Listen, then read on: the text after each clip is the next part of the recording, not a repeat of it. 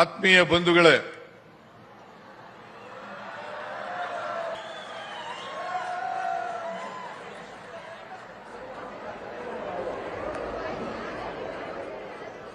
ಈ ವರ್ಷದ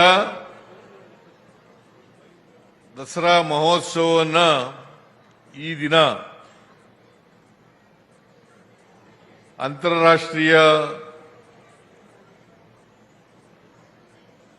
ಬೂಕರ್ ಪ್ರಶಸ್ತಿ ವಿಜೇತರಾದಂಥ ಶ್ರೀಮತಿ ಬಾನು ಮುಸ್ತಾಕ್ ಅವರು ಉದ್ಘಾಟನೆ ಮಾಡಿದ್ದಾರೆ.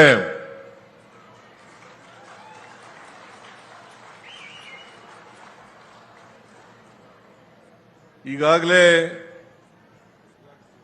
ಮಾದೇವಪ್ಪನವರು, ಜಿ.ಟಿ. ದೇವೇಗೌಡರು ಬಾನು ಮುಸ್ತಾಕ್ ಅವರನ್ನ ಈ ಬಾರಿ ದಸರಾ ಉದ್ಘಾಟನೆ ಮಾಡಬೇಕಾದ್ರೆ ಅದರ ಹಿಂದಿನ ಕಾರಣಗಳೇನು ಅಂತಕ್ಕನ್ನೋದ್ರ ಬಗ್ಗೆ ಪ್ರಸ್ತಾಪ ಮಾಡಿದ್ದಾರೆ. ಬಾನು ಮುಸ್ತಾಕ್ ಅವರು ಹುಟ್ಟಿನಿಂದ ಮುಸ್ಲಿಂ ಮಹಿಳೆ ಆಗಿರಬಹುದು, ಆದರೆ ಅವರು ಮನುಷ್ಯರು.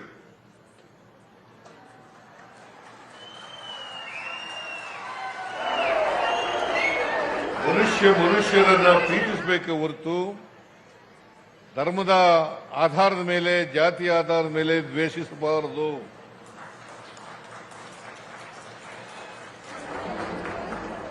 ನಾವೆಲ್ಲ ಮನುಷ್ಯರು.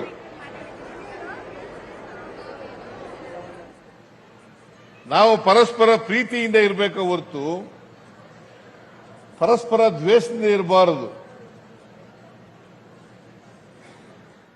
ಅದು ಮನುಷ್ಯತ್ವದ ಲಕ್ಷಣ ಅಲ್ಲ. ನಾವು ಮನುಷ್ಯತ್ವ ಒಪ್ಕೊಳ್ಳೋದಾದ್ರೆ ಈ ನಾಡಿನ ಯಾವುದೇ ಧರ್ಮ, ಯಾವುದೇ ಜಾತಿ, ಯಾವುದೇ ವರ್ಗಕ್ಕೆ ಸೇರಿರ್ತಕ್ಕಂಥವರು ಕೂಡ ಇಂಥ ಪ್ರಮುಖವಾದಂಥ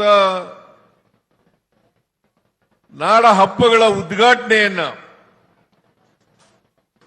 ಮಾಡ್ತಕ್ಕಂಥದನ್ನ ಸ್ವಾಗತ ಮಾಡಬೇಕು.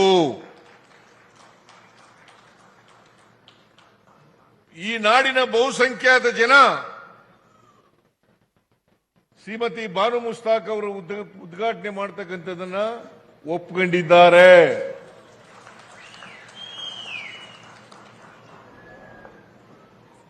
ಈಗಾಗಲೇ ಮಾದೇವಪ್ಪನವರು ಹೇಳಿದ್ರು ಹೇಗೆ ದಸರಾ ಮೈಸೂರಿನಲ್ಲಿ ಪ್ರಾರಂಭ ಆಯಿತು ಅನ್ನೋದ್ರ ಬಗ್ಗೆ ಪ್ರಸ್ತಾಪ ಮಾಡಿದ್ದಾರೆ. ವಿಜಯನಗರದ ಅರಸರು ಇದನ್ನ ದಸರಾ ಮಹೋತ್ಸವವನ್ನು ಆಚರಣೆ ಮಾಡ್ತಾ ಇದ್ರು. ವಿಜಯನಗರ ಪತನ ಆದ ಮೇಲೆ ಮೈಸೂರಿನ ಅರಸರು, ಮೈಸೂರಿನ ರಾಜರುಗಳು ಇದನ್ನ ದಸರಾ ಮಹೋತ್ಸವವನ್ನು ಆಚರಣೆ ಮಾಡಲಿಕ್ಕೆ ಪ್ರಾರಂಭ ಮಾಡಿದ್ರು.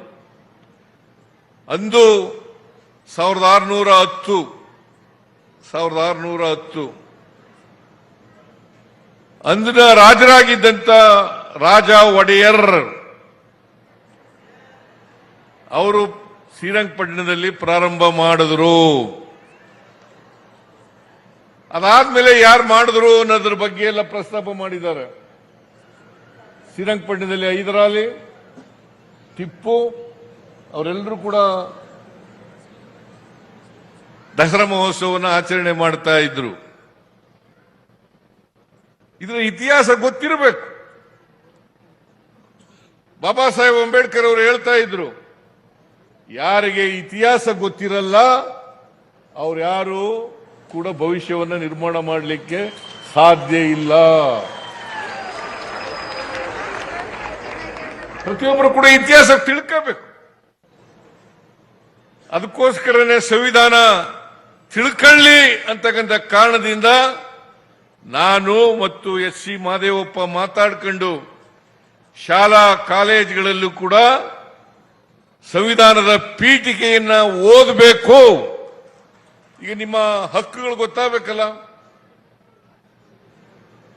ಹಕ್ಕುಗಳು ಗೊತ್ತಿದ್ರೆ ತಾನೇ ಅವನ್ನ ರಕ್ಷಣೆ ಮಾಡ್ಕೊಳ್ಳಿಕ್ಕೆ ಸಾಧ್ಯ ಆಗ್ತಕ್ಕಂಥದ್ದು? ನಿಮ್ಮ ಹಕ್ಕುಗಳು ಗೊತ್ತಾಗಬೇಕು, ನಿಮ್ಮ ಜವಾಬ್ದಾರಿಗಳು ಕೂಡ ಗೊತ್ತಾಗಬೇಕು.